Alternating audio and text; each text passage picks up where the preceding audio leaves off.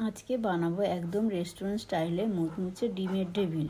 প্রথমে কড়াইতে পেঁয়াজ, কাঁচা লঙ্কা কুচি আর আদা রসুন কুচি দিয়ে ভালো করে ভেজে নেব। তারপরে দেব সামান্য হলুদ আর জিরের গুঁড়ো।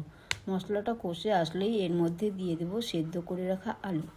ওপর থেকে একটু ভাজা মশলা ছড়িয়ে আলুর পুরটাকে একদম চটপটা করে নামিয়ে নেব।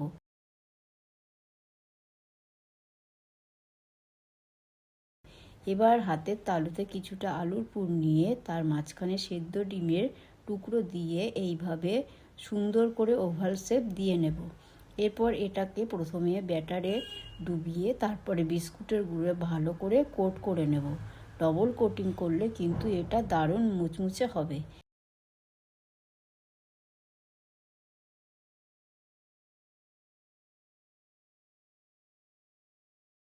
এবার গরম তেলে ছেড়ে দিয়ে এই এপিট ওপিট লাল লাল আর ক্রিস্পি করে ভেজে নিলেই তৈরি ডিমের ডেভিল। বিকেলের আড্ডায় কাসুন্দি আর পেঁয়াজের সাথে গরম গরম পরিবেশন করুন।